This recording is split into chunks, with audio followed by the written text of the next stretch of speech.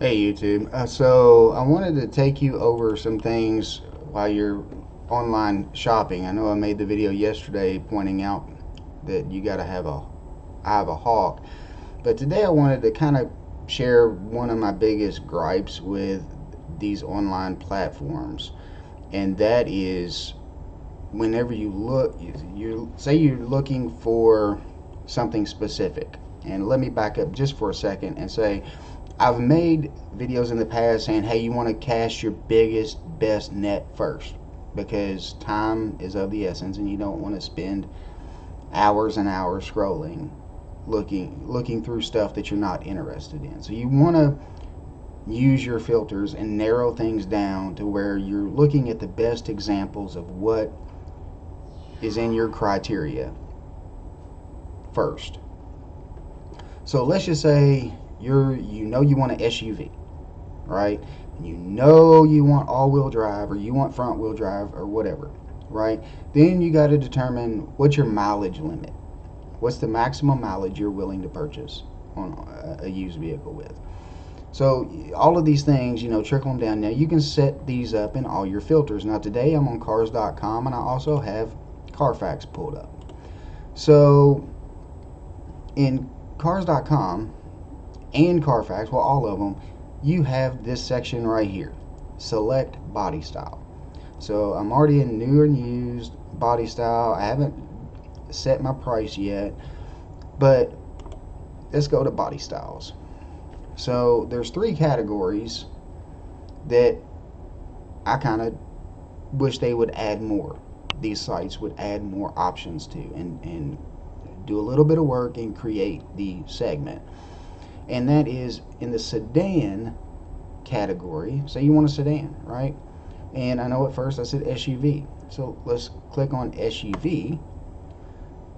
The gripe that I have is that, let's just say, hypothetically, we're looking under $25,000 and within a 50-mile radius.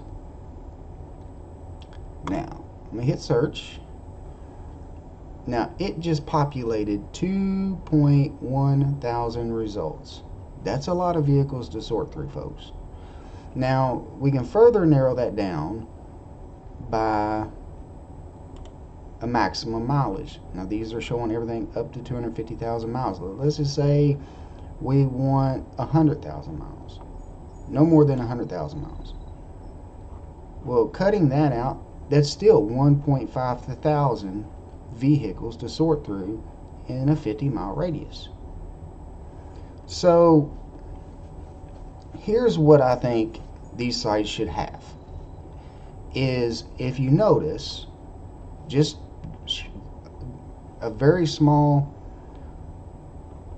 scroll down here, you have a Ford Explorer, you have a Nissan Rogue, a Kicks, an Outlander, and let's see, is one gonna be there?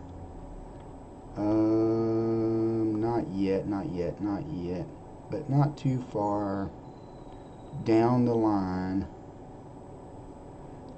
I guess it's not gonna give it to me.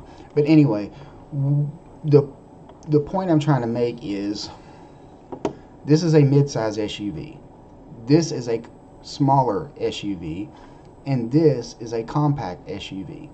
I wish they would add a filter to be able to select what size SUV that you're shopping for, so that you can get all that fit into that category out of the gate as well. Because right now, in these 1.5 thousand, you've got every size range of SUV to scroll through. Well, what if you want a full-size SUV? Well, that's going to make it even more complicated, because even though 10, 15 years ago, that's simple. All you had to do was select V8 engine as an option, and it pretty much gives you all full-size SUVs, because that's what they put the V8s in. Well, now with turbocharging technology, you're going to have full-size SUVs that have 6-cylinder turbocharged engines, and even 4 cylinders. So an engine size is not going to help you out that much. So that's kind of my gripe there. Now I'll get out of this and go into sedans. And you're going to see the same thing. See right out of the gate. You've got a mid-size sedan, a compact sedan, and a large sedan. Right here in your top three. So being able to filter out whether you want a compact, a subcompact, a mid-size sedan, or a large sedan would be very helpful. And then we're going to bounce over here to Carfax.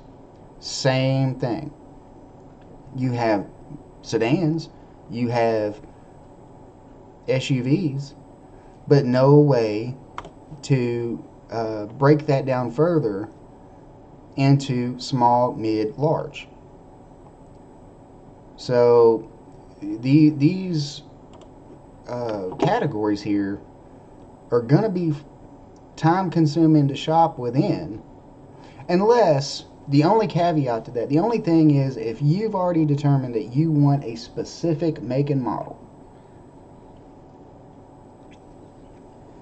then and only then is your search going to be easier. Once you've narrowed it down to where, let's just say you know you want a Toyota Corolla, or you want a Toyota Camry, or you want a Dodge Charger. If you know for sure that's what you want, then that could be easier, because then you're not going to be looking by body style. You're going to be going up here and typing in the make and model specifically. But I really wish that these sites would break down whether it's small, mid, compact, or full size. And that would help the online shopping so much easier. Now, what I want to add into this video that I forgot to add into the last one is, I know we're in a modern time, and years ago it was easy to go on a car lot and walk the lot and see what's available. That's dangerous nowadays. You don't really want to be doing that, and I hope some of you are still not doing that, just randomly pulling into a car lot because they've seen a car on the side of the road as they're driving by, because you can waste a lot of time doing that, and then these dealerships are going to try to basically lure you in and think they've got a fish on the hook and all that kind of stuff. And there's no way to know, just because you see something on the side of the road, if it's got a clean history or not. Now, yeah, you can always ask the dealership to show you the Carfax, but how much time have you wasted to get to that point, just because you thought something was pretty on the side of the road? So it's important to do a lot of your shopping online and narrow that down, narrow your options down before you even step foot out of your house. And a good rule of thumb is to make that phone call first, or reach out, email, call, whatever, that dealership. If you see something, let's just say you fancied, this blue Kicks that's on the screen, call the dealership and make sure they still have it in stock. Get proof that it's actually in stock before you even drive there, because there's a lot of bait and switching that happens. I know there's other YouTubers that cover this, but I just want to say it is a fact that there's a lot of bait and switch happening out there with pricing. They'll put a car out there that looks too good to be true and get you interested and be like, man, I just found the deal of a lifetime. And then you get all the way to the dealership and find it's not there. And then they try to sell you what they have on the lot. So get proof that that vehicle is, in matter of fact, still there. And also account too how far the distance of the vehicle, because you don't want to drive 300-400 miles. I almost said 1,000, but 300 or 400 miles only for that vehicle to not be available. So definitely make sure it's still there, and work out in it some kind of a hold type deal. Like if it is a good deal and they do still have it in stock, then maybe, okay, if you are going to have to drive 200-300 miles to get a better deal, nothing wrong with that. But make sure that you can uh, work out something with a dealer to make sure it will be there by the time you get there. Obviously, don't do something crazy like call today and say, well, I will come next week. Don't do that. You do have to move whenever you do find a deal. But if you call that morning and say, how I'll be there by this afternoon or be there by tonight, then odds are they're going to hold that vehicle for you. But if you say, I can't come till tomorrow or I can't come till this weekend, don't count on that vehicle still being there. Even in a slow market, good deals get swept up. So keep that in mind. Anyway, thanks. God bless. See you on the next one.